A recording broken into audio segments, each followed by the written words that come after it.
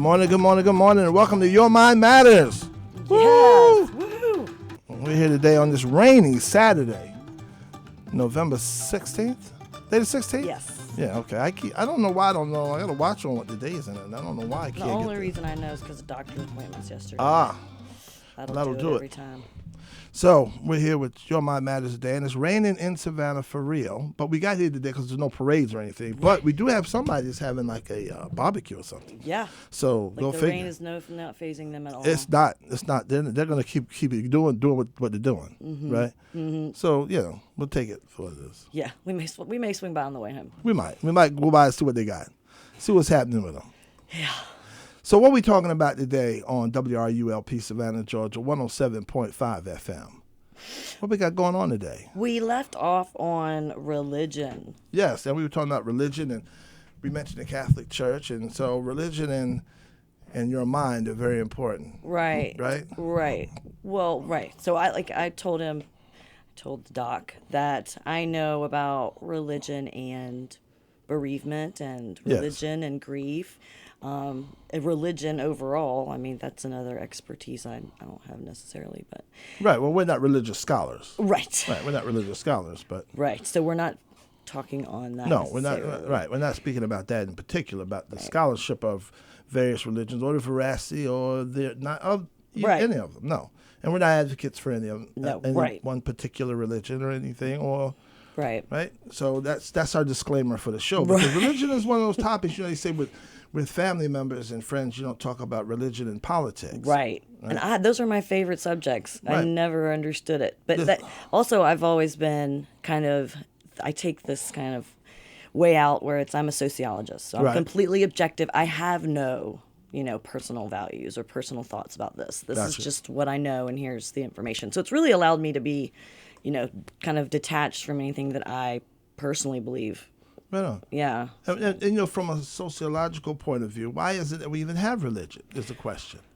Why do human beings need to have some form of supernatural being? Okay, so there's the supernatural part, something bigger than yourself to believe in, which is going to fall more into your area of psychology, where sociology, religiosity, things that you actually do to practice religion, and it's bringing that group together and having that same mindset, sharing the values together, and that cohesiveness it causes endorphins. I mean, have you ever been to a concert? Right. And everybody is just with it with the music. I mean, they are just same thing with a church. And you hear them singing, and you're singing together, and you all feel. Some people would say it's I feel the Spirit, I feel the Lord. Right. And this is actually an energy. It's called totemism that we feel when we are all together in unity. It's called totemism. Mm-hmm. Oh. Durkheim's theory of totemism. Yeah. Can you? So totem. This is not back. This is current time, but in certain societies, there's a totem. Okay. And so that this is back before we had a lot of civilization. Right. So there was still some reason that man had to worship this totem. Okay.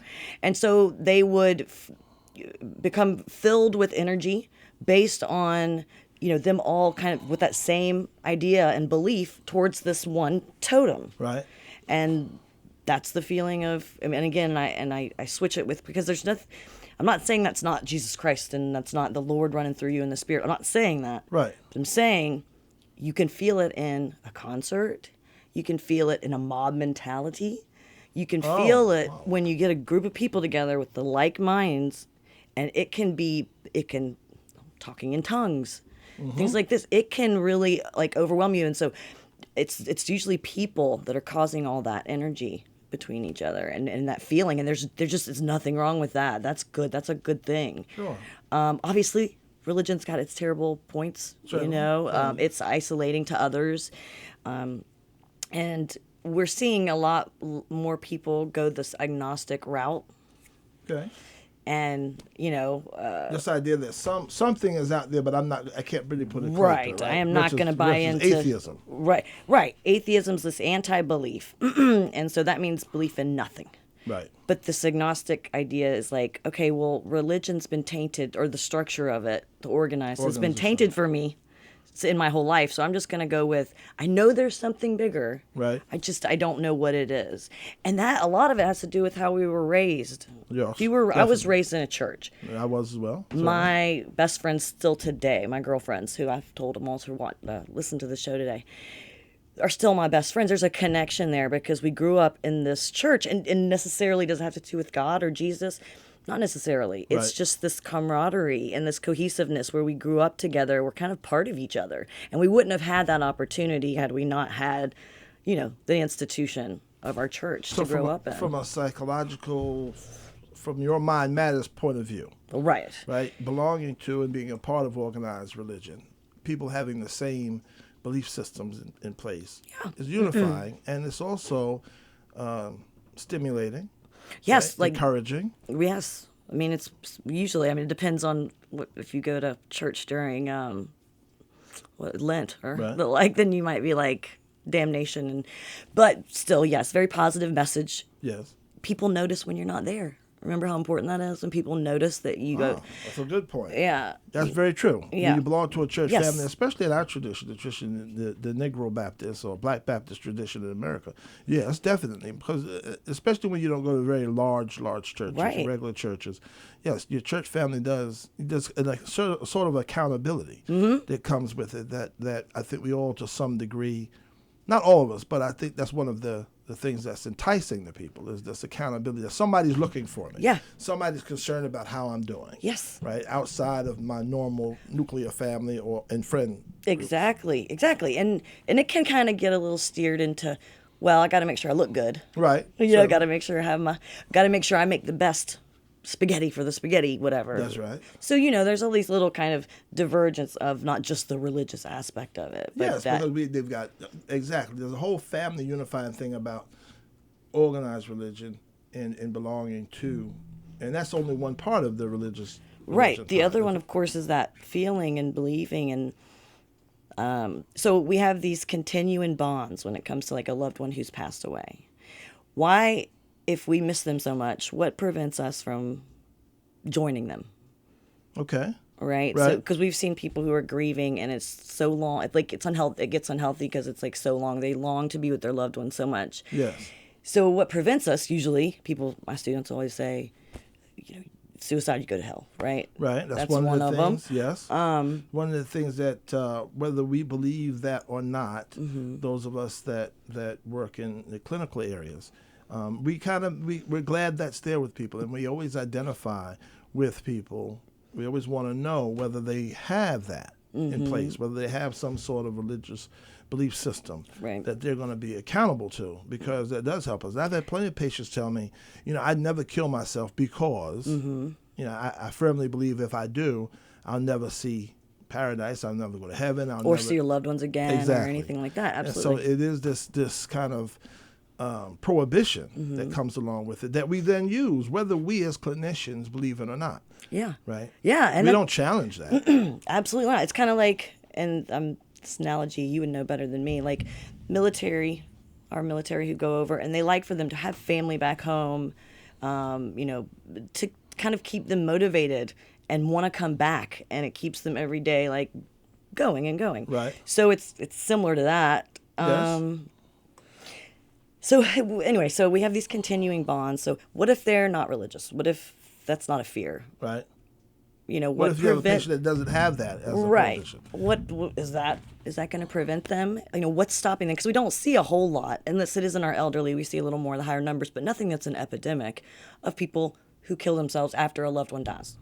Well, I would say that there are people who had that.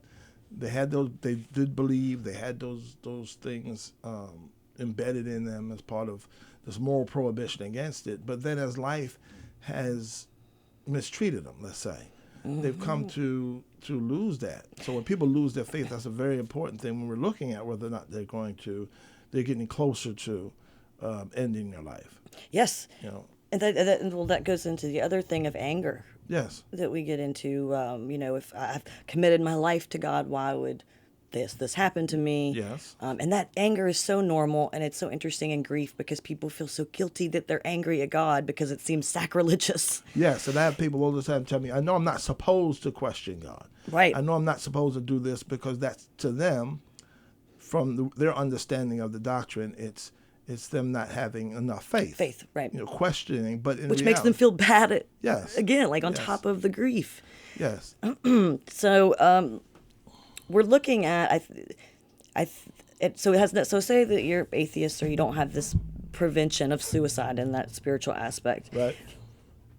There's something that still keeps us alive when our loved ones and when we're so brokenhearted. Yes. And it's the X factor, and that's interesting with atheists, agnostics, or anybody, because it's kind of unexplainable. But I would go into maybe even a spiritual, you're experiencing life. You're experiencing, you watch someone you love pass and die. You see this reality of death. Right. It's not fun. It's often romanticized in the movies, like, nobody just has their last breath. And no, it's actually quite sometimes gruesome. Ugly Yes. And so once you see that and you experience the pain, you long for those moments of pleasure. And then all of a sudden those moments of pleasure start to feel good. Right. Even if they're small and little bit. So and this is my opinion, that's kind of your own spirituality. That's your spirit, Okay. But otherwise, I think that we see a lot of anger when someone passes, and then we also see this continuing bond, this longing for them, but obviously prevented because they also don't want to leave their family or friends. But we have seen cases in elderly where their spouse passes and they just can't go on. So. Yes, it's like they've given up. Oh, like yeah. the spirit has just gotten tired, and yeah. so I don't want to do this anymore. Right. Yes. And so I think that even without religion. And see, this is the difference. There's a difference between religion and spirituality. Yes. And I did a research on religiosity and bereavement. Okay. How the heck do you measure religiosity? Okay, well, the only way I could do it was like you attend, like things, your actions, like you attended church. And that's really, is somebody very religious because they attend church all the time? Maybe, but are they spiritual?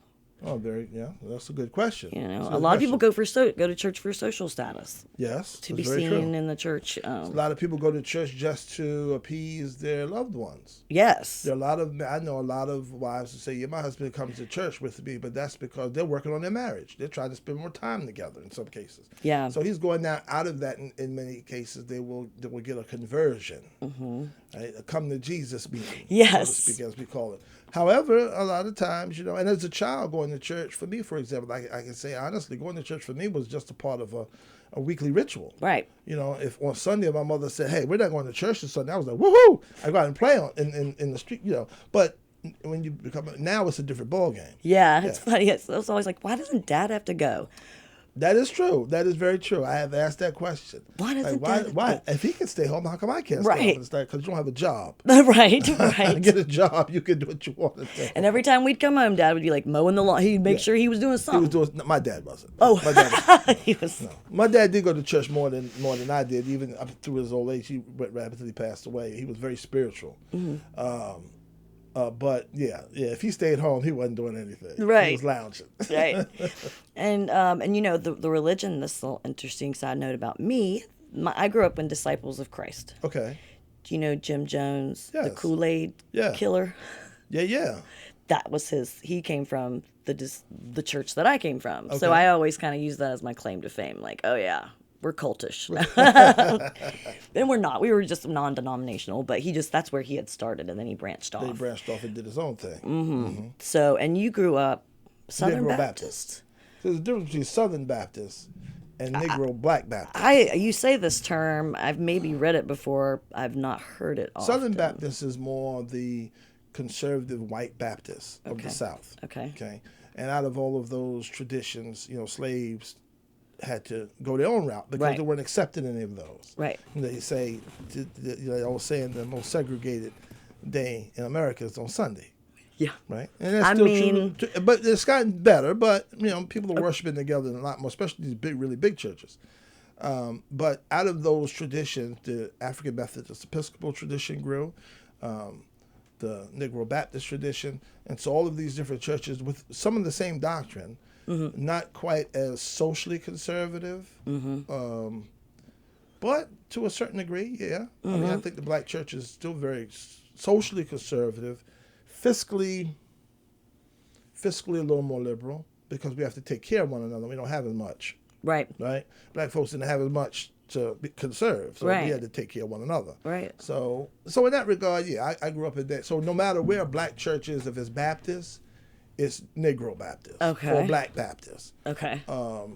Southern Baptist, like I said, down here would be. Now, are the doctrines the same? The Baptist doctrine? Yeah. The doctrine's the same. It's just two different congregations. Yeah. That's I have a black church right across the street. I live in Sandfly, historically African-American community. So I just admire it. Just the amount of people that come to that church, and it's not very big. It's just this little church. And I attended once, and I was welcomed. You know, I kind of felt like out of place because I wasn't up to speed with the rituals of getting up and knowing when to sing and knowing when to say amen and all that. So I kind of was like an observer, like at an AA meeting, just like. But then again, I've had, and I love this topic, funerals. The difference between funerals between on average, blacks, whites, especially if we go into any other cultural, Vietnamese or, I'm blanking, but you know what I mean. Yes, Hispanic culture, any kind of culture. The funeral, how they bury their dead and go through that process. Right, and we see a lot more like flamboyancy when it comes to a funeral in the African American areas. It's a lot of very outward grieving where. In some white churches, it's more solemn, it's just, and that's just such an interesting, and that goes back in history to the difference between slaves and, just the difference in the social constructs that we had. And I think that that's carried on. So it's so interesting when people are like, why don't people just get over it? And nobody's racist anymore. And it's like, are you kidding me? It's everything is still remnants of what our history was. Certainly. And accepting that in people and accepting the difference in that. Whenever I go to a different church, whether it's for a funeral, I've been probably in the Catholic Church 5 times my entire life. A couple of times as a little boy, when my dad would take me to the St. Patrick's Day parade because he was a police officer, so we would go to the cathedral before the parade. Oh, your dad was Catholic? Yeah. No. My dad was a police officer. And because when it was St. Patrick's Day, we walked to the St. Patrick's Day parade twice. I think I did it twice with him. Yeah. It was too cold. It's a long walk, in New York, it was. Anyway, but we would go to this cathedral. Those are my first 2 memories of ever being in a Catholic church. Then I've been to a Catholic church a number of other times for funerals. And I'm always...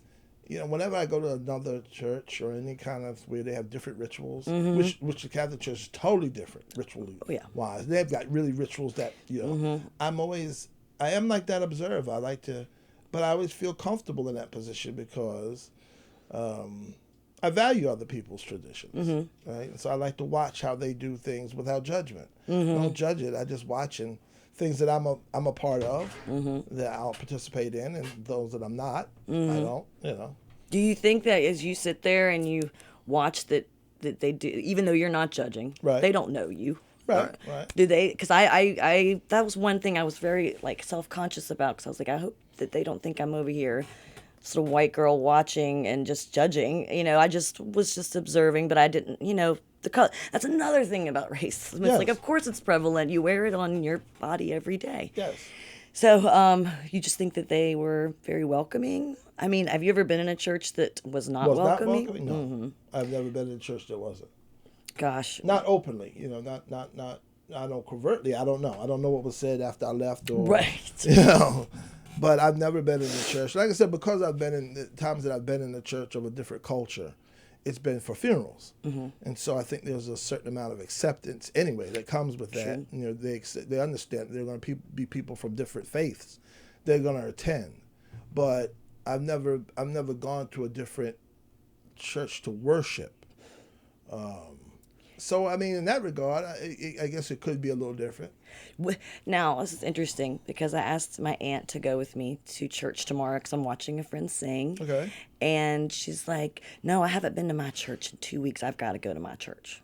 Ah. So it's like this I was like, do you feel like you're betraying? Yes.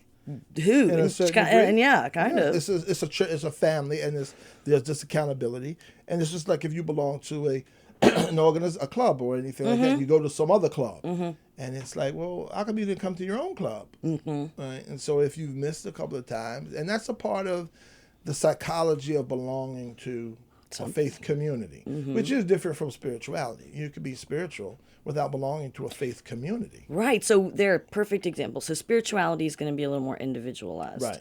So are we seeing the same perks for people who are spiritual versus those we consider religious, who actively go to church and blah, blah, blah? I think for a lot of people, what I've seen clinically, I could say a lot of people that I would say are on that spiritual side and not. So we're going to separate the two. Right. While maintaining a third community, those that are both. Very, very religiously minded in the organization of religion and very spiritual, okay? So we're going to separate the two because that group has all the perks. Right. These two, I think a lot of the people that I've seen that are more spiritual have come out of the tradition of the church. And so because of it, those things they took with them that were positive, the family organization, the community, the help thy neighbor, exactly. All the lessons. That's there. So they still have it, but they're not participating in a religious community. And some is because of negative things that some because of their own sexual orientation. I've seen that where they felt like they didn't belong anymore in the religious community because they were hearing the same message coming out of a conservative pulpit, I mean, imagine being raised saying, homosexuality is a sin, and you come to your puberty, and you realize that you are homosexual. Yes. Mind blown, I would think. I mean, I talked to so many students who were struggling with their identity because they grew up in a church and a family. Their father was a preacher and all this, and they're coming into their own as college students usually, and they're understanding that they are gay. Right. And their whole mind about religion and what's acceptable and what's not, which was so black and white clear, is now been shattered. Yes. Because everybody you thought was your family now judges you because you're, that's what we learned. Homosexuality is bad. So, yes. And that's what I think, non-denominational, it allows for this kind of fluid, like this ambiguous, as long as you practice the faith and you're a good person and you're not necessarily going to be judged. It's so we're our doctrine's a little different, but I talk to a lot of students whose doctrines are very specific, and then they're either playing with the agnostic or they're just struggling psychologically. Yes, I think the traditional Christian church and the doctrine of homosexuality being an abomination. They use a really pretty big word compared to other. I know. And I can go on we could do a whole show about the doctrine and how it's changed to fit. I'm not going to go into that. I'm not even going to offer any opinions on that because that's not what the show is about. But the effect of it, the pastor that we had at our church, for example, loved him. He was a beautiful person, great guy, passed away. But every time he would get in the pulpit and he would go down that road.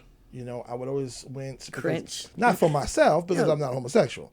But, and if I was, I would then. But for those that were there, that were, some may be struggling with their identity and trying to fit that with their religious identity.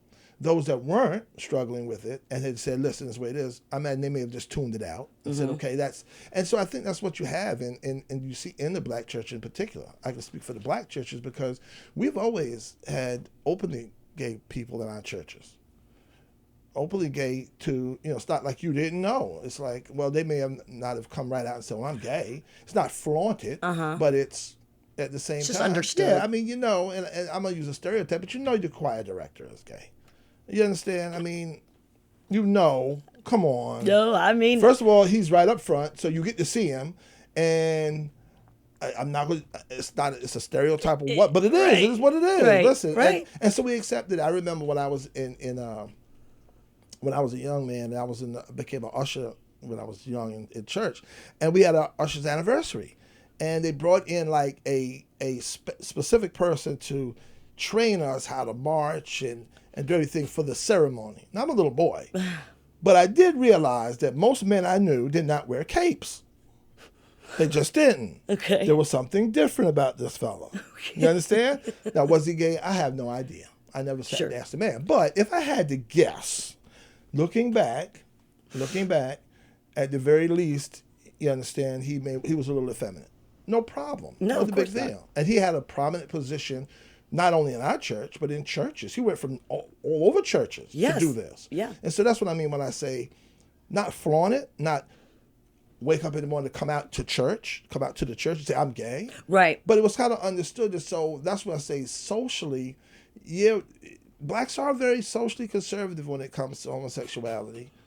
But at the same time, we kind of turn a blind eye to it because in our families, there are people, and like in all families. Right. And so I was watching a lady that's Lord have mercy, a scholar, and she was talking about the difference between blacks and whites, for example. And one of the things she said was, I was surprised to see that in white families, this is a real generalization, that you could do something and get put out of the family. Mm-hmm. Because to black families, short of you being an axe murderer, you can't get put out of our family. You can go off to prison for 50 years. True. Like she said, we're going to get pregnant. Or get pregnant. Or, really the things that would put you out of our family would be those kind of things. Like in any family where you hurt the family members at a level where we consider objective hate, like molestation and things like that. That could get you put out.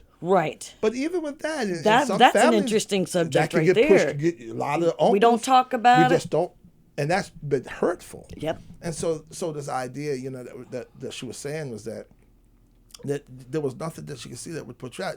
Same thing with our church families. Mm-hmm. You don't really get put out of our churches for things. But also, think about, can I say this word? Slut that attends the church. Right. She doesn't put he doesn't put their sexuality out there either. Right. So it's like everybody knows. And that's that's not that I'm comparing slut and homosexuality at all. No. I'm saying like sexual. But sexual immorality or promiscuity that your sex comes life. out of the pulpit that you shouldn't do these things. You shouldn't fornicate. You shouldn't. Sex is supposed to be a husband and a wife only. Right. No premarital sex. Don't live together. Only have sex to have children. Right.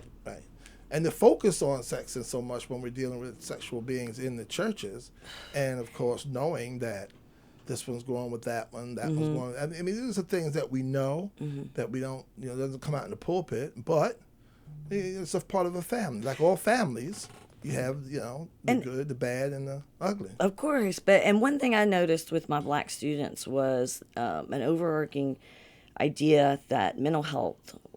You don't need pills. You need to pray. Nah, that's a good point. And I saw it, and one of the girls, she sat in my class. I taught a good grief class, and she sat in the front, and she hated every day. She's like, I hate this topic. I hate this subject. I hate it. Right. She ended up being my peer leader, my teaching assistant the following year, because she fell in love with the class by the end. But the whole thing was about, she was going through, which I saw a lot of in freshman, depression. Right. And she tried to talk to her mom and her dad about it, and they were just not having it. Like, pray, go to church, do this, pray. Well, if you tell someone to pray and they are praying and it doesn't work, then that's another emotion of guilt that they feel like they're not doing something they're right. Failing because their faith. If your faith, and this goes back to the scripture, the idea if you have the faith of a mustard seed, you can move a mountain. Right. Okay. Obviously, you cannot move a mountain with your mind. You can sit around all day long with all the faith you want, think as hard as you can. That mountain is not going to move. It's not supposed to be taken literally. Right. It means that the faith that you have, you can overcome mountainous problems in your life. It doesn't mean the problem's not going to be there. Right. But you can overcome them with the faith being the idea that you have this thing hoped for that doesn't exist right now. Mm-hmm. But you can see it. You can believe in it. And so the power of positive thinking is the same thing as faith. Absolutely. Okay? But in many church, I think many religious doctrines, the idea of guilt driving behavior is very important. We talk about from a psychological standpoint, a sociological standpoint, the use of guilt to train children to behave, to develop the superego, this overriding set of rules and regulations that the self has to moderate with the desires. And what better way to do that than a church? Than a church. Start them young. Right, you start them young. You get them in a church, you create these rules, right? But we see people that have never been in the church have the same rules, right? Because those rules are universal. Because we understand in order to live in communities, we have to honor and respect certain things about one another. Right. Can't go sleeping with your so-and-so's husband. Not a good thing. Right. You know, as community, we try it and we go, it didn't work out too well. Right, exactly. Why? Well, from an anthropological standpoint, we don't know who the baby's daddy is. Right. Well, so from a social standpoint, exactly. Well, your girlfriends no longer trust you because you have no respect for the sanctity of marriage. Right. So even if you're not hitting on them, but you are willing to sleep with the husband, that's going to be a social, stigma. And like, for example, the idea about why homosexuality was viewed the way it was in those ancient times is because there were fewer people living in smaller communities, and in particular, these different religious communities that were even smaller than the major population. And in order to maintain them, they needed to have people have babies. Yeah. And so something that, why is homosexuality pinpointed as an abomination? Now, I'm not going to argue the religious standpoint that God has mandated this. This is the word of God. I'm not going to argue that because I am a Christian. However, if you take that out of the equation, you just look at it from just the standpoint of how people can maintain communities, the idea is we need men to be with women. So the church becomes a political arm, a sociological arm, to give the people what they need to keep the community alive. And that's always been the way. Yeah. And so we still see it today. It's just different today because we don't need as many people. Well, and we're seeing a lot of homosexual couples adopting. Right. And it's actually, because we are having too many kids and the like. So you've got these two people who want this child so much. So, maybe, and I threw this little wrench in when I was teaching. Maybe this was the plan all along. Well, that's a good point. We, as we say in our church, we'll understand it better by and by. Yeah. We'll understand there's a whole bunch of things I'm going to ask the good Lord about when I see him. Oh, gosh. Right? Not me. I'm going to be like, I made it. Well, I probably won't care at that point. But I do want to know who really killed Kennedy. Oh, gosh. I want to know that. I got to know whether it's no, it really was. It was him. He did it. He did it. Yeah, I want to know if Jesus and Mary Magdalene really had a thing going on. That's the one you want to know. That's about. what I want to know. That's the movie you want to see. That's the movie I want to see. You want to see that Hallmark movie? Yeah. I'm with you. Because it would make Jesus. It would make Jesus more of a human. Very well. Because he that was the one part of his humanity that was missing, having a relationship. Yeah. Right. He did have a relationship with his disciples, but none with a woman. Right. And certainly no intimate ones that we know of. And the question is, was that even left out of the Bible? Are there books out there to be found? Because remember, the Bible is a collection of books that we found. Right. Right. That come out of oral traditions. Right. And so have we not found that one? Or was it ripped out of the pages? We don't know. Yeah. We can only work with what we have. That's right. Right. And what we have is pretty good. Because what we have, as a faith doctrine is love, embodied in a human being. And a love greater than any love that's ever been embodied in a human being. The sacrifice of a God for his people. And for a God, and I throw this one out there too, altruistic suicide. So that's a concept meaning like, there's a bomb, it's about to blow up a school, and you jump on it. Right. You jump on, you save, that's altruistic suicide. So I throw in there, did Jesus commit altruistic suicide? Ultimately, he knew, he had that conversation with God, right? He knew what he was about to do. He knew he was sacrificing himself. I would have to say, does it fit that definition? It's something to think about. Suicide is a dirty word in the psychological community, but from that standpoint, I mean, did we consider somebody who just ran out and saved a little kid from getting hit by a bus by pushing them out of the way and they get hit? Did they commit suicide? I mean, we just wouldn't consider that suicide. We don't consider that suicide. So but it would be altruistic suicide because it's an overlove for society. It's sacrificing your life for society. Right? And our doctrine teaches us that there's no greater love than to give one's life for his brother. Wow, we just went deep. It's time to play. Let's see what's happening in the world of. Let's let people know where we are. We're at WRULP, Savannah, Georgia, 107.5 FM, WRU.org. We are Savannah Soundings, community radio with global soul, and we're going to be right back. Senior Citizens Incorporated is looking for volunteer Meals on Wheels drivers. A few hours each week will connect some of our area's most vulnerable residents with nutritious food and a regular knock on the door. For more information, contact Laura at 912-964-5411. The Unitarian Universalist Church of Savannah will present Christmas with Kurt Ullman and Friends, featuring Grammy Award-winning baritone Kurt Ullman, the church choir, and others on Sunday, December 1st at 4 p.m. at the church on Troop Square. For more information, visit uusavannah.org. And we're back with Your Mind Matters. We're talking today about religion and psychology and grief and race and a number of things together. And we get together and have these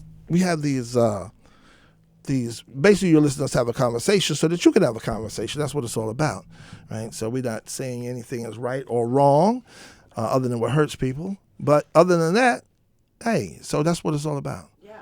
And we were talking about, we left off on what did you call it again? It was, what kind of suicide? Oh, altruistic suicide. The idea that, ultimate sacrifice. Yes, that people make for one another. And it's interesting. It is. For your children? Yes, absolutely. Your wife? No question. Without thinking. Me? It's a good point. Now, probably without thinking because you're a woman. Oh, well, that's an interesting... Yeah, because you're a woman, yeah. If somebody broke in here right now with brandishing a gun, I probably would step between you and that. But that's because you're a woman. Aww. I may not even know you're a woman. If you were a dude, yeah. No, you're on your own, player. Really? Yeah, Playboy. Yeah. Why would I do that? That doesn't make much sense. Why would I jump between you and a gun? If I didn't know you. Now, if you were my homie. Sure. But I can't even say that because my homie wouldn't expect me to do that. Right. But we look at each other and go, let's jump in. That's sexism as a positive. Yes. Yeah. I mean, it would save my life. Yeah, I would. I mean, that's the whole women and children first. If you were a child, if you were here with your child, right? Let's say, for example, when I was on active duty, I had a mental health tech that was my receptionist. Well, she was a mental health tech, but she was working as a receptionist because she was pregnant. She's like 8 months pregnant. And I was sitting in the back of the office, the other part, although she's way out front, and I was talking to a patient. All of a sudden, the phone rang. Now, the phone never rang. If it rang, it had to come from the front. They only rang the phone if something was important because I'm talking to a patient. I'm talking to a soldier, a young soldier. So I pick up the phone. It's her. And she goes, sir, we have a problem. Well, no problem, not a big deal. We have problems all the time. She says, so-and-so is here with his weapon.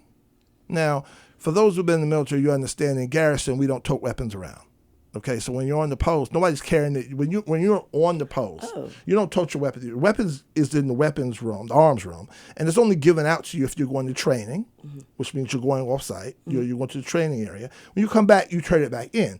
You can't take it off post. You can't take it to your doctor's appointment. You don't tote the weapon around on post. I didn't know that. So when she said that, I got a little alarmed. Now, where my office was, I had a great big window I could climb out.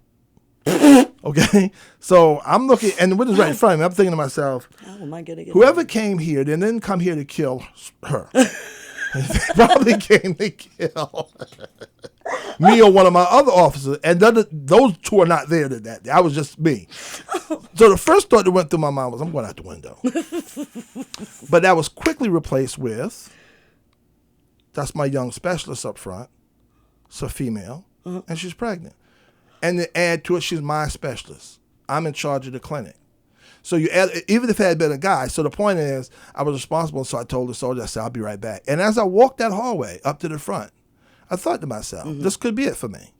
But it'll have to be because I wouldn't be able to live with myself knowing I climbed out the window because so-and-so came here to kill me. Well, it turned out he didn't come to kill anybody. He had actually been in the field, told his first sergeant he had a doctor's appointment. The first sergeant told him, so what? You're in the field. He then commandeered a large vehicle called a Hemet, which he didn't have a license to drive, and drove it to his appointment.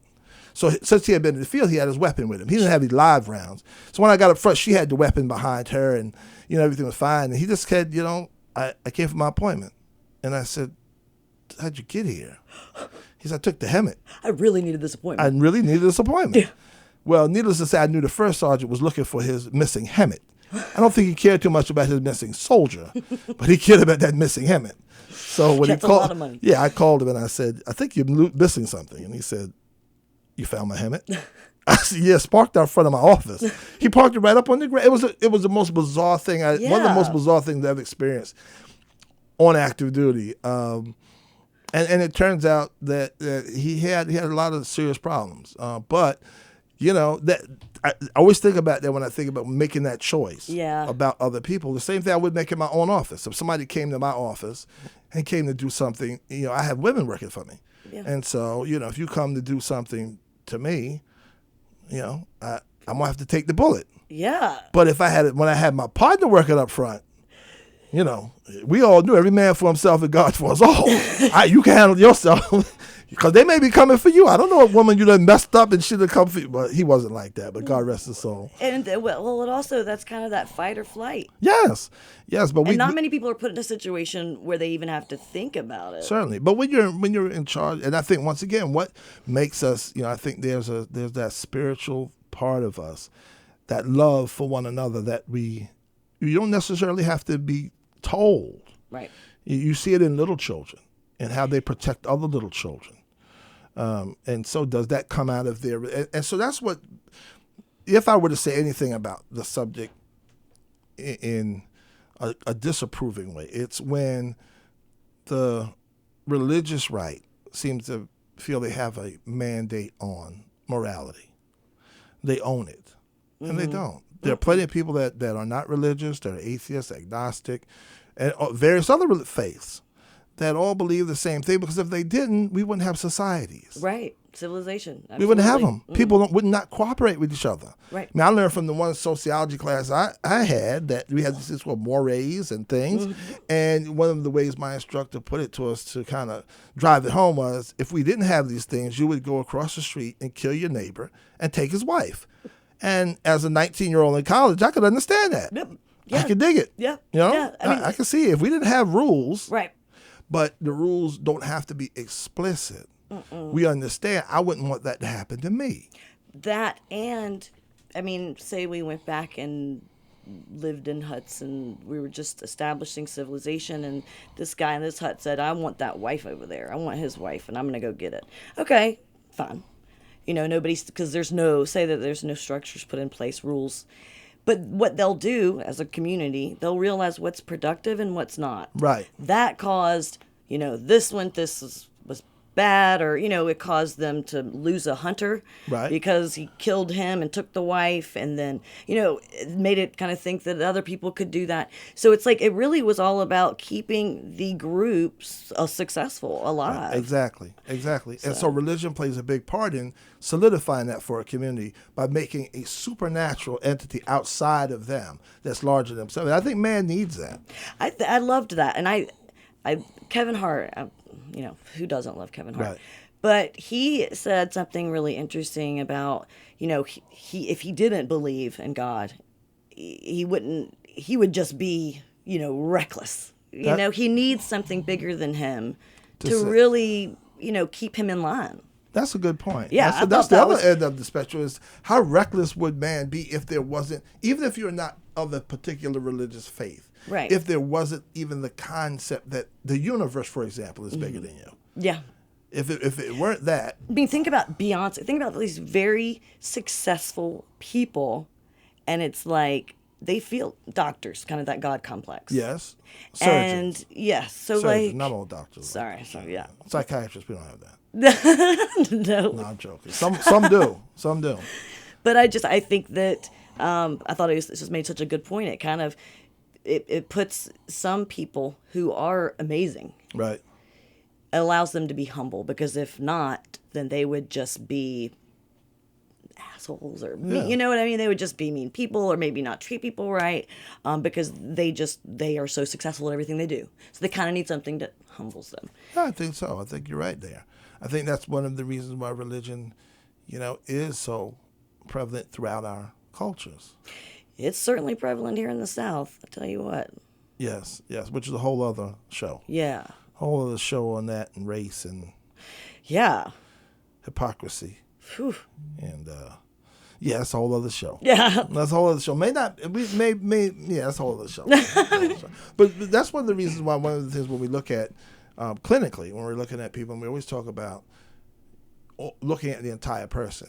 And so when you're talking to people about their mental health, it's important to talk about their faith, spirituality. Ask people about, what do you see? Do you have one? You don't, and also to do it in a non-judgmental way. And say if you don't, because a lot of people, when I ask them about that, some of them will look at me, usually not down here, because most people that I encounter are Christian. Mm-hmm. But every now and then I'll get people, especially that aren't necessarily from here, and they'll kind of give me that look like we're in like an HR meeting, and I've asked them one of those no questions.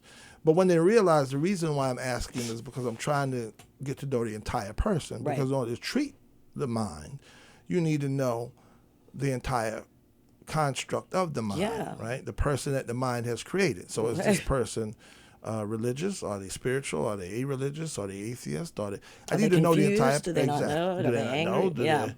Right. And so to get to that point, it's important because that's the point you appeal to help them. Yeah, but that's so interesting that you said the HR part, because talking religion is, difficult, and especially if it is somebody who's not religious and they're like, wait, are you trying to push your agenda?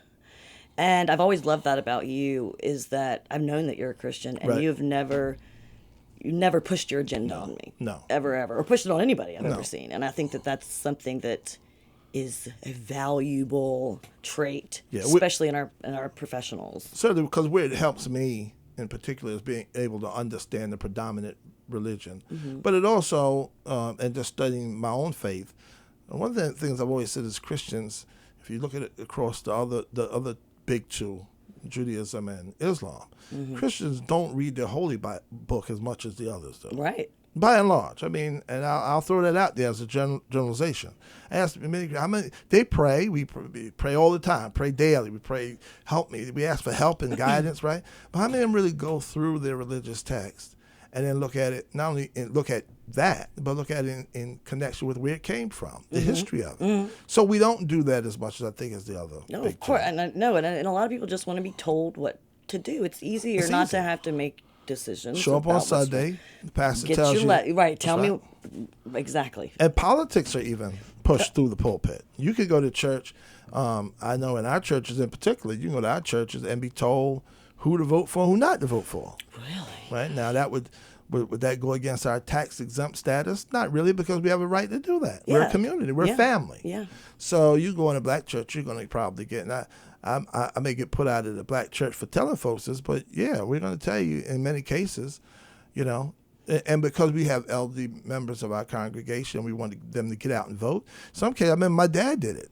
He would print the whole ballot out. Yeah. The same way it looked in the machine and say, "This." So when you go in there, this is what take with you, so you can see exactly what to do. Mm-hmm. Because we didn't want them to go in there and be confused, be discouraged about voting. Exactly. So, and I imagine white churches do the same thing. I don't know about that. I don't. I think that's an interesting difference right there. It could be, but I can tell you because I don't think that a lot of people, and I'm just picturing my church. Of course, this is 20 years ago, talking politics. We barely talked. Like it was just. Kind of like at a funeral, you just don't. Well, I think there's probably it's talked, but it's not talked maybe about a specific candidate, but it's talked about policies, abortion, homosexuality, same-sex marriage. So if you hear those coming out of the pulpit, right, that's politics. Yes, that's telling true. You this is right. That's right. We read the article about Joe Biden being refused communion. Right? Lifelong Catholic. Yep. Right? Yep. But according to Catholicism, he was right in what he did. The Southern bishop said his stance on the legitimacy of abortion that he's been proclaiming. Right. Which now see, this gets into another area, right? Because there's when we look at this idea of abortion, for example, there's pro-abortion and pro-life. Mm-hmm. But I would argue that no one is pro-abortion. That's exactly what I'm not pro-abortion. I'm pro-choice. Right. Right. But I'm not pro-abortion. And that's so. I got a pen once that said right to choose. Like that's it. That's all it was. It was just her right to choose. It's your right to choose. Your right to choose. Would I choose something different from my family and my Christian tradition? Maybe so. Yeah. Maybe so. But ultimately, it's your right to choose. And I think as a politician, when we talk about separating church and state, but that gets into the morality of religious doctrines, but also the morality of how we value human life. I would argue the same people that have a problem with the right to choose have no problem with war. The death penalty. Or the death penalty. Oh, it's interesting. Right? And then we get into this question about whether there is a sanctity of human life. Right, what some life is more important than others. Are we just playing a very confusing game with ourselves when the reality is we don't really practice that across the board? No one seems to have a problem with all of the Iraqis that are killed that no one even talks about, that are collateral damage. I'm not talking about the soldiers. Right. Or the collateral damage in Afghanistan. Nobody mourns for that. Mm-hmm. Nobody goes around and goes, well, matter of fact, we don't even talk about the numbers, but we talk about how many American casualties there were. Mm-hmm. So if we're going to talk about people and all of us having equal value, and we know, of course, from the founding of this country that has been a hypocritical statement. Yeah. Right? All men are created equal except the 100,000 slaves down there in the South, and all of the immigrants that come in from countries that at the time we consider not even human. So part of society. Exactly. So this all life is created, all landowning life. Yeah. Or white male landowning life. White. That's what's And but these are honest things that if we don't have that discussion, and so that's what gets me back. I don't, people say pro-life and pro-choice. I'm pro-life. I'm pro-life in that I love people. I'm pro-love, but by that I love the fact that I feel that I would have a choice if I were a woman, and since I'm not a woman, I don't think I have a say in it. Mm-hmm. That's a whole other ballgame. Yeah. Men making the determinations about bodies that they don't have. Well, but in their defense, the child is born, and now that is definitely their responsibility. So they had no say. That is true. Dave Chappelle made a joke about that. Yes. I mean, he brings such excellent points. I love. If you can abort a baby, I think it was like, if you can have an abortion, then I can choose not to pay. Child support. It seems interesting concept. And I've counseled a lot of men whose girlfriends or ex-girlfriends had abortions and didn't tell them, and they years later, my kid would be fine. They still see it as a child that was taken away from them, even if the child was aborted 5 weeks, whatever. Right. But they didn't have a say in it. And I don't know if that would have, say they did have a say in it. They may have both chosen abortion. But women are so scared to tell the man, because if he does put up a fight, says he wants to keep the child, it's her body. Right. For the next 9 months, it's being totally taken and spread. And then people are like, well, why can't women just have, carry the baby and then have... for adoption or something. Right. I counseled more girls that had put their babies up for adoption than I did girls who got abortions. Well, once again, we're not looking at I think the pro-life movement, which I can understand. I've come to, as I've gotten older, I'm not as tribal as many people. I can understand how people feel the way they feel, and people are entitled to their feelings. Mm-hmm. What happens in our current political climate is that we're saying, essentially, you're not entitled to feel the way you want to feel. The people are entitled to feel the way they want to feel about immigration. Exactly. If you're afraid that the browning of America is going to mean that you're going to be pushed aside, you have a right to feel that. And so when we look at people and we say, well, you don't make sense, or you're not, or you're stupid. That's where we get into trouble because we're not. Then you're not showing love. Right, empathy. You're not showing empathy, right? Yeah. You're not saying, hey, I can understand where you're coming from. You're scared. Yeah. Now, what I would like to do is say to you, hey, this is the view that I have, and maybe you can figure out. Maybe from that we could take some, but we're at such a tribal position. We're all fans of parties and stuff, right? We're all fanatics. So, right. But I do think there are certain moral issues and I can understand how abortion is one of those for people. If you see it as an abomination of itself. I mean, right? I can understand how people can feel so vocal and so passionate about it. I had someone tell me, he says, in 50 years, maybe he said 20 years, we're going to look back and think, how could we have been so pro-choice, so pro-abortion, because it is murder and it is this, and it's so barbaric that we would do it. And I was like, I can't believe that we're regressing. Right. I haven't seen anything like that. But besides the prohibition of booze and the like, and then these voices, I don't think we are regressing. I think these voices have always been there, and now they would say they never had the power. And they didn't have the means to get their voice out. And now with, like we talked before about social media, everybody's got a voice now. Mm-hmm. Everybody's got a platform. Yeah. Everybody's got a platform. Yeah. Twitter. Right. You could tweet something, and the whole world, if they follow you, will know. Oh, goodness. Or it could get retweeted over and over again, no matter how exactly bizarre it could be. And so my whole thought on abortion and children, and once it takes a breath of my air in my community, my society, my world, it's my responsibility as a community member. But before that moment, and I can understand that position as well. I can understand every position because once again, these are all feelings, right? And feelings. And I've never been able to get pregnant, so I don't know what it's like to have an abortion. Neither. Right. So I also know I can't really speak on it as much as somebody who's been through it. That's right. I've always said, men had to have babies. There weren't many people. I can tell you that because, like what they say, they boys certainly wouldn't be as sexually promiscuous. Oh, they would not. Oh no, there'd be more use of contraception than a little bit because we had. All it would take was one guy. Other guys watching one guy have a baby. Right. And we'd be like, oh, no. Oh, you're doing what? We're doing, no, I don't think so. We're not doing that again. Yeah, it'd be the ones. Imagine women that have had 9 kids. It's like, really? My grandma had 9 children. She's only at 4'10". And you are not a small person. No. I almost killed my mother. Yeah, God. The doctor, when I was coming, I said, can you see the head on this baby? I evidently had a very big head, which I still do. But I'm a big man, so it works.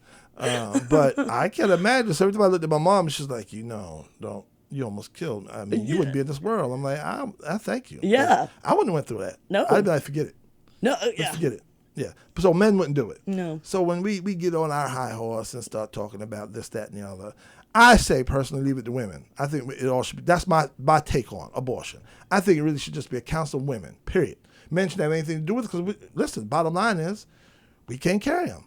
So I can't tell you, and whatever if women come up with we should never do it, hey, fine. Then women came up with that. But once men put their 2 cents in it like everything else. Well, yeah. And I'm not anti-man because I'm a man. Of course. No, but it's funny because you are anti-man sometimes. Yeah, because it's called empathy. It's called empathy. And you get that after 30 years working with women. Right. If I didn't, I'd be emotionally retarded too. Because I think men are emotionally retarded. Emotionally stunted. Yes. But retarded is the clinical term. Oh, that's okay. There's nothing wrong. We're not going to make retarded a bad word. No. Just it. Got it. Oh, my goodness. Yes, and men are emotionally retarded. But what we're seeing now, too, though, is that women at a certain amount of weeks, sooner and sooner, the babies can survive. Yes. In one of these incubator things. Yes. So, I think that science coming around could allow women to be a little more like, okay, I'll hold it till this point, and then because going through the entire process of 9 months. That's something I never thought about. Mm-hmm. But the way the laws are structured, then there are all different arguments for why conservative men in particular, or conservative communities in particular, are against abortion. That has to do with the different birth rates of people. For example, blacks aren't having babies like they used to. Mm-hmm. Our rates have gone down. Whites are not having babies. So blacks and whites are having 1 or 2 kids, period. Mm-hmm. Hispanics are having kids. So, there's one school of thought that says this whole really ramp up to it is the idea that, once again, like we talked about with homosexuality in antiquity, the idea of it being an abomination is because communities had to have babies in order to survive. And so does the predominant community in this country feel that, hey, we're not having enough babies, and sooner or later we're going to be outnumbered.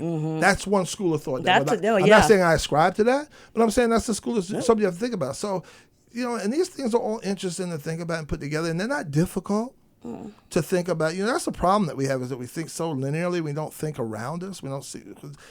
We're taught if we do, then we're flexible, and there's something not strong in being flexible. The reality is, the more flexible you, the stronger you are. Rigidity is so real. That's so true. Yeah, I only think one way. I only read this. I know where I stand, and this is it. Yeah, this is it. I have to plant my feet. Well, there's a handful of things I'm pretty certain where I stand on. Sure. But you're not going to reject things, right? Other people's viewpoints, and that's what I always say. Find somebody who has the opposite viewpoint. Have a discussion, because the best way that you're going to win your debate is to know the opposing side. That's why I watch Fox News once in you got to throw it in there every now and again. I give it 15 minutes. That's all I can really take. Before I start saying to myself, this is straight in Hannity. And on that note, I had to throw mine in there. The president can make up nicknames, so can I. Yeah. It's in Hannity. Yeah. We should get you a Twitter account. Just go nuts. I got to get one called in Hannity. like what's the one that Mitt Romney has? The French one? His French Twitter thing that they found out was him. It's like something to do or something like that. No, I didn't even say Yeah. Oh, yeah. Romney's had his own undercover Twitter thing where he was bashing... he was like a troll. That's he was a awesome. Troll. That's terrible. But Mitt Romney. Who would have thought it? Mitt. A cat named Mitt. No wonder he went under a different name. Right. It was a French dude, so. That's hilarious. Anyway, we're going to get on out of here. We could go, but we got to let the program, the schedule go. And so we're going to be kind today. We will. Yes, you're listening to Your Mind Matters on WRULP, Savannah, Georgia, 107.5 FM, WRU.org. We are Savannah Soundings Community Radio with Global Soul, and we're going to get on out of here and let you enjoy the rest of your rainy Saturday in Georgia. And thanks for listening. Thank you. My co-host, Abby Johnson here, our resident sociologist. Yay! And my daughter, our engineer, is out getting her hair done with my wife, even though she already got her hair done, but she's just hanging out at the hair salon. So she decided not to join us today, but that's okay. She'll probably be back next week. We will be back next Saturday. After that will be Thanksgiving, so we won't be here, but we will be back next Saturday. We'll be back next Saturday, and we'll have an interesting topic for you, and we'll be discussing things. Let's tune in, and if you have any questions, check us out on social media. Yeah, Facebook page, questions, any feedback. I'd love to hear it. Any ideas on future shows? Anything you want? Because it's just a matter of tell us what you want to hear, and we'll put a show together. Yeah. We're pretty organic around here. Very organic. That's the whole point. That's the whole point. Thank you for listening. God bless, and remember, your mind does matter.